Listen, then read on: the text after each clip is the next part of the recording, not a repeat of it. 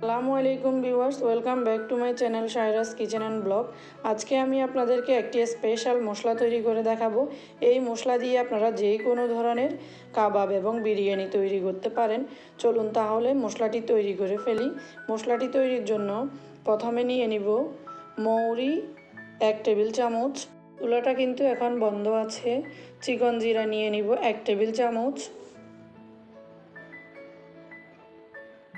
শাহি জিরা 1 টেবিল চামচ, কালো গোলমরিচ 1 টেবিল চামচ, লবঙ্গ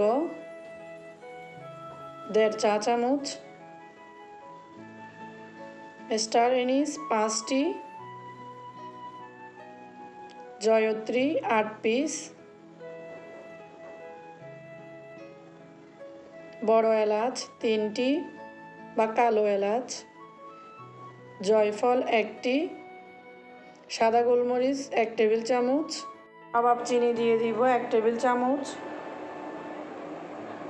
এলাচ দিয়ে দিব 2 টেবিল চামচ, পোস্ত দানা 1 টেবিল চামচ,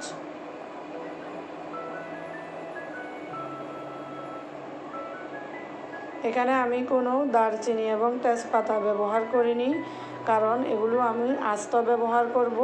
আপনারা চাইলে একসাথে ব্লেন্ড করেও ব্যবহার করতে পারেন।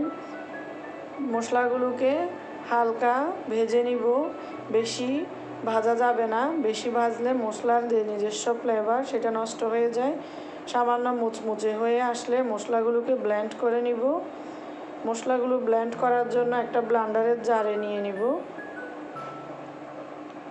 ব্লেন্ড করে নিব ভালোভাবে।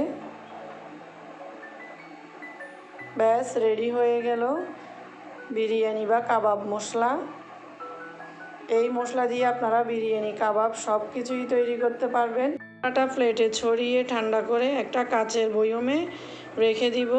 আমার আজকের এই রেসিপিটি যদি আপনাদের ভালো লেগে থাকে আমার চ্যানেলটি সাবস্ক্রাইব করুন।